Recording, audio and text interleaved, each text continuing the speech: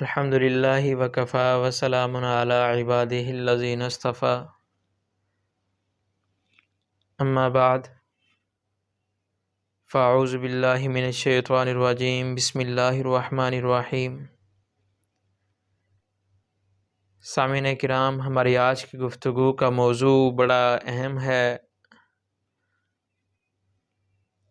بھلا غم اور پریشانی بھی کسی مسئلے کا حل ہوتے ہیں۔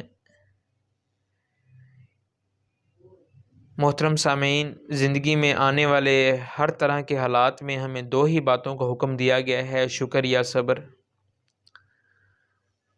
اگر حالات بہتر ہیں، ٹھیک ہیں، موافق ہیں تو شکر ادا کرو۔ اگر حالات ٹھیک نہیں ہیں، ناموافق ہیں تو صبر سے کام لو۔ ان کے علاوہ تیسرا راستہ نہیں ہے۔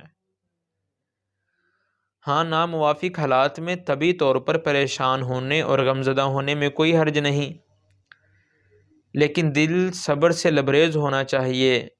لیکن دیکھا یہ جاتا ہے کہ بہت سے لوگوں پر جب ناموافق حالات آتے ہیں، مصیبتیں آتی ہیں، بیماریاں آتی ہیں، کوئی نقصان ہوتا ہے یا کوئی عزیز بچھڑ جاتا ہے،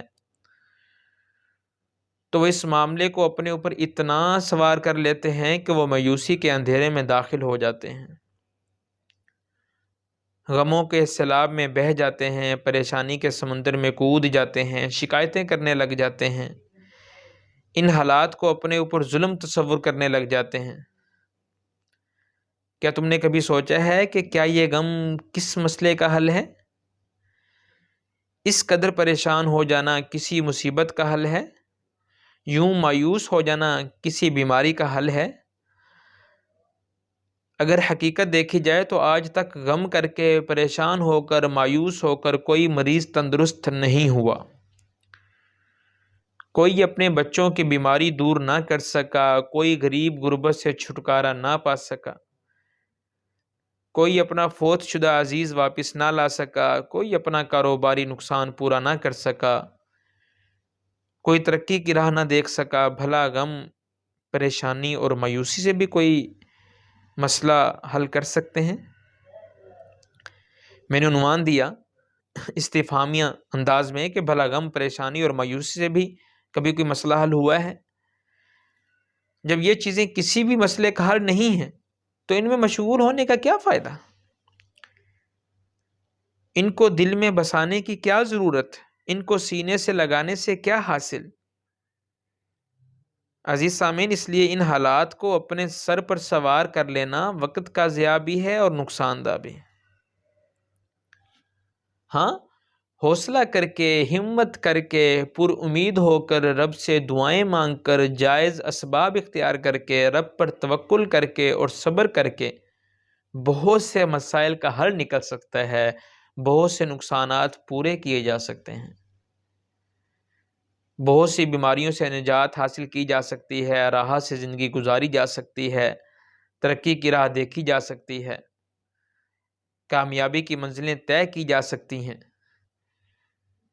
پھر جب ان سب باتوں کے بعد حالات موافق ہو جائیں، بہتر ہو جائیں تو اپنے رب کا شکر ادا کریں، اور اگر حالات ناموافق رہیں تو صبر کریں اور یقین رکھیں اس میں تمہاری بہتری ہوگی، اس سے تمہارا رب خوش ہوگا، تمہیں دو جہاں کی اور خصوصاً آخرت کی بڑی بڑی نعمتیں عطا کرے گا۔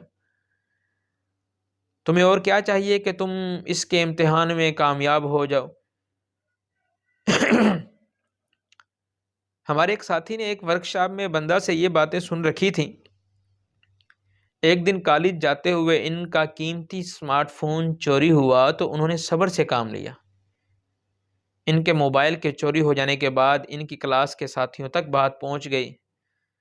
جب یہ اپنی کلاس میں پہنچے تو ان کے ساتھیوں نے دیکھا کہ ان کے چہرے پر قیمتی موبائل فون چوری ہو جانے کے باوجود کوئی خاص پریشانی نہیں۔ ان کی گفتگو میں غم اور شکوے کا کوئی خاص اثر نہیں، تو ان کے ساتھی انہیں کہنے لگے، بھائی آپ کا قیمتی موبائل چوری ہوا ہے اور تمہیں تو کوئی غم ہی نہیں۔ تو انہوں نے جواب میں کہا کہ اگر غم کرنے اور رونے دھونے سے میرا موبائل فون واپس آ سکتا تو لاؤ ہم پوری کلاس ہی رونے بیٹھ جاتے ہیں۔ اسی طرح ہمارے ایک اور قریبی ساتھی ہیں، کئی سال پہلے کی بات ہے، وہ اپنے بچوں کی بیماری کی وجہ سے کافی پریشان رہتے تھے۔ ایک دن انہوں نے یہ پریشانی بندہ کے سامنے ذکر کی تو بندہ نے ان سے عرض کیا کہ کیا یوں پریشان ہونے اور غم زدہ رہنے سے آپ کے بچے صحت یاب ہو جائیں گے؟ اور کیا اس کا کوئی فائدہ ہے؟ کہنے لگے نہیں۔ تو عرض کیا کہ پھر صبر کیجئے، ہمت کیجئے، پرسکون رہیے، علاج جاری رکھیے، دعا کیجئے کہ یہی آپ کے بس میں ہے اور اسی سے فائدے کی امید ہے۔ تو عزیز سامعین، ان باتوں سے ان کو اتنا فائدہ ہوا کہ وہ اکثر کہا کرتے تھے کہ ان باتوں کے بعد مجھے کبھی کسی معاملے میں ایسی پریشانی اور غم لاحق نہیں ہوا۔ اس لیے ہر شخص کے پاس دو ہی راستے ہیں، ایک شکر اور دوسرا صبر۔ انہی کو سامنے رکھ کر زندگی بسر کرتے رہنا چاہیے۔ اسی میں رب کی رضا ہے، تمہاری کامیابی ہے، تمہاری رحمت ہے، تمہاری راحت ہے۔ وآخر دعوانا ان الحمد للہ رب العالمین۔